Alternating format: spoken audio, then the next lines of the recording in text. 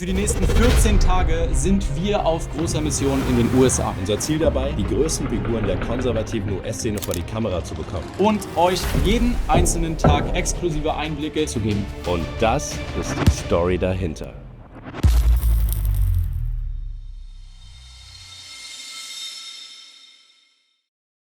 Wir reisen jetzt ab. Wir kontrollieren jetzt nochmal, dass wir auch bloß alles vergessen haben, damit wir völlig mittellos dort ankommen. Jetzt geht's nach DC. Wir haben es leider nicht mehr geschafft, ist ein bisschen traurig, aber gut, damit muss man leben, dass wir nochmal mal in Miami irgendwelche Interviews bekommen haben, aber dafür hoffen wir auf DC. Auch da ist natürlich alles in der Schwebe. Ihr wisst, wie es ist, Leute, nichts ist garantiert. Wir machen einfach nur das Beste draus. Und jetzt nochmal durchputzen. Ja, und ich meine, im Zweifelsfall ist es immer noch möglich, dass wir einfach eine Tour durchs Weiße Haus bekommen. Was gäbe es für einen besseren Abschluss? Kein. Das wäre oder? In der Tat grandios. Also die Tour ist noch DC und dann geht es nochmal weiter nach New York, von da ist ja wieder der Rückflug. Aber jetzt müssen wir uns ranhalten.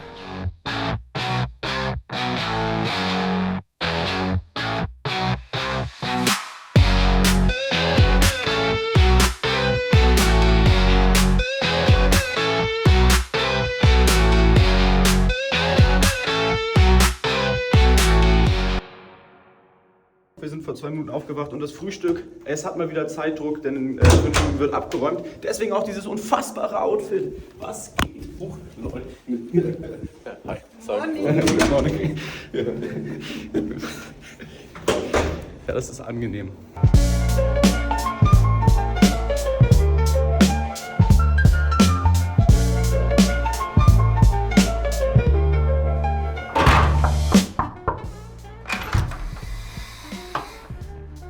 Komm rein, Pixelmann. Jetzt ist es so, dass Leo und ich gleich in die Honigwabe dürfen. Allerdings haben wir noch keine Rückmeldung von Kasper bekommen. Ich müsste es Leo erstmal Bescheid sagen, dass er hochkommen soll. Und sobald Leo dann oben ist. So Leute, schaut mal her. Da will man noch gar nicht zurück nach Florida. Das sieht doch mal wieder toll aus. So wie es hier von den Gebäuden her aussieht, so sieht es offen gestanden auch auf der Straße unten aus. Naja gut, jetzt gehen wir erstmal unserer Pflicht nach und kümmern uns mal um alles, was heute passieren soll.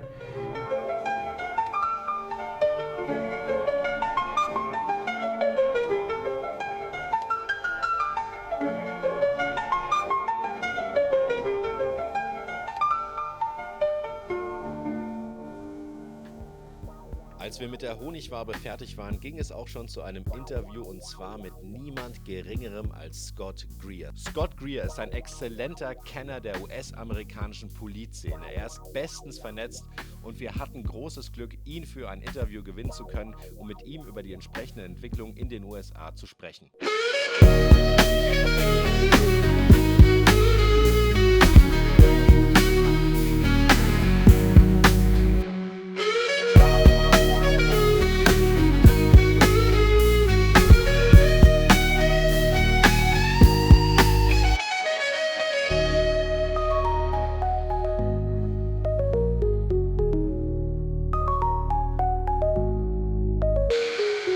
Meine Lieben, neben uns steht jetzt Scott Greer, der uns freundlicherweise heute ein Interview geben wird.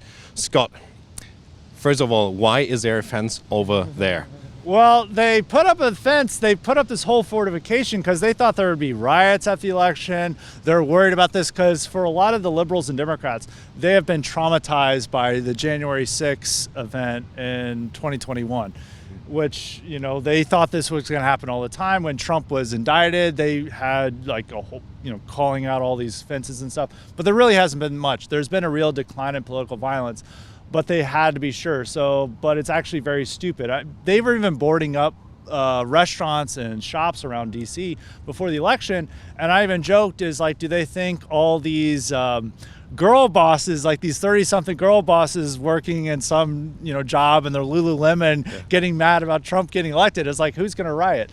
But they put this up here as a precaution, but a lot of them think that there's going to be more violence than there actually is. What do you think is going to happen to the media or to the tech companies, and what do you think is Trump going to do to guarantee free speech in America again?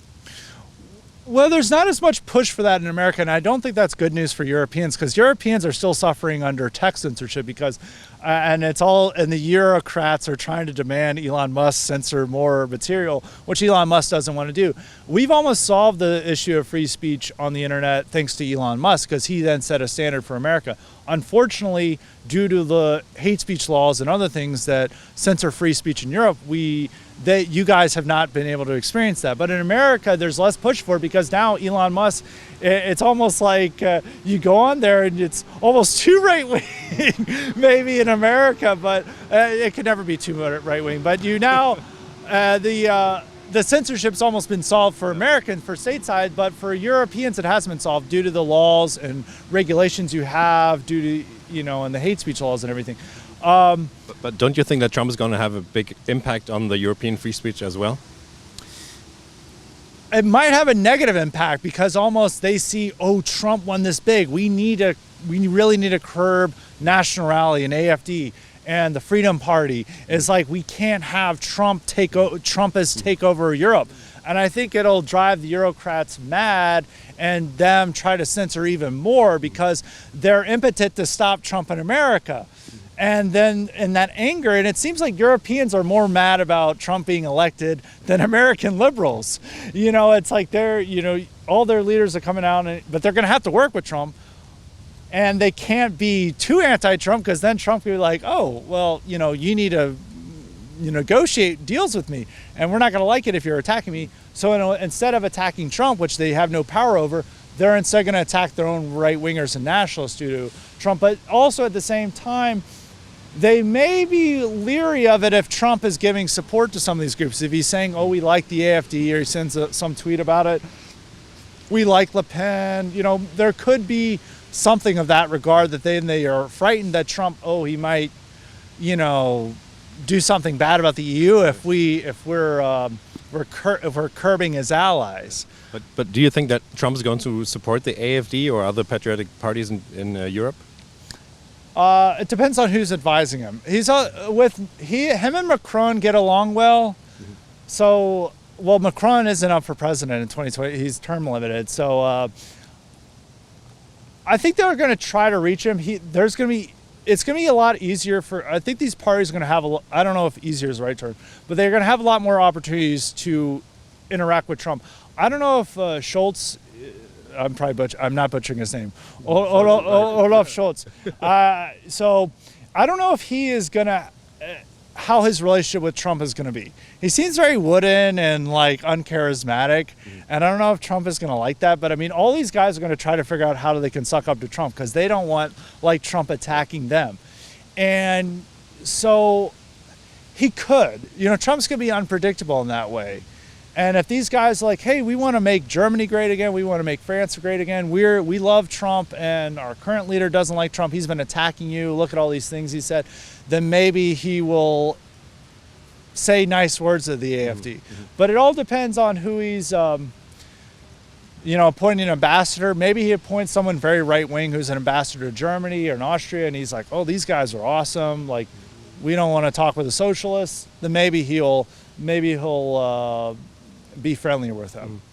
I mean, starting with ARD and ZDF, like the big German news organization, and to be not allowed at the convention center party of the Republicans, it's a crazy start to say it like that. Well, I think that in terms of blocking out the liberal news in Germany, I think that might be that there are people who are communicating to them that these guys are bad, they're the German CNN, you don't want to have them in.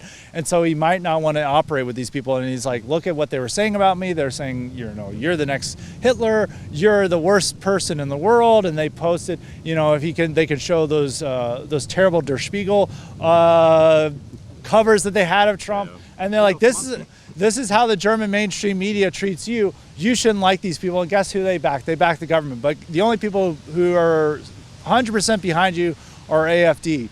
And so hopefully he gets that message, but he's American president, he's got to work with who's in charge, but who knows? I think he's definitely going to get along better with Orban, because our government doesn't like Orban, but he's going to be like, I love Orban, he's so great, Orban endorsed me, The rest of these guys, they didn't endorse me. They said such mean things. But Orban, he loves me. He's great. He's doing great things in Hungary. What is your what does "you are the media" now? I've seen it a lot from Elon Musk. That's the topic of our documentary. What does "you are the media" now means? You are the media now means is that it's a democratization of the media. Is that any person can now have as much influence and sway as CNN. As if you're just talented on social media, you're talented at YouTube, you can get your message out there in a way that you could never before. And it's democratizing it that any person can do that. It's very merit-based. It's like just depending on your ability to talk, your ability to convey talking points that get to a lot of people. And that's now what, like, you are the media, is that anyone who's out there who with a big Twitter account or X account or a YouTube account is just as much as the media as the mainstream media. And it's loud much more in America, I think, because we don't have as much online censorship and we don't have hate speech laws like you guys do in Europe. So what is the very last question, what is your message to our German audience? Wie geht's? I don't know. As I was probably explaining to an earlier thing, it's like my Deutsch is sehr schlecht. You guys can all make fun of me in the comments. But my message is just keep up the fight. I think when you look at Trump, and I think if you look at your situation that you have now, it looked grim in 2021 here in America. It looked like it was completely over. Trump's not even allowed to tweet. They're implementing DEI stuff all over their country. They have us under lockdowns. They're able to brainwash the public into believing this stuff. And it looked incredibly grim. Fast forward to today, and Trump just won the popular vote by a lot. And we're going in with a large majority to attack affirmative action, the anti-white discrimination when it comes to university admissions and jobs. We're going to go in and have mass deportations. I mean, at the Republican National Convention, they had signs, all the Republicans held up signs, mass deportations now. And the language and the positions of the American public has shifted dramatically to the right from just 3 years ago.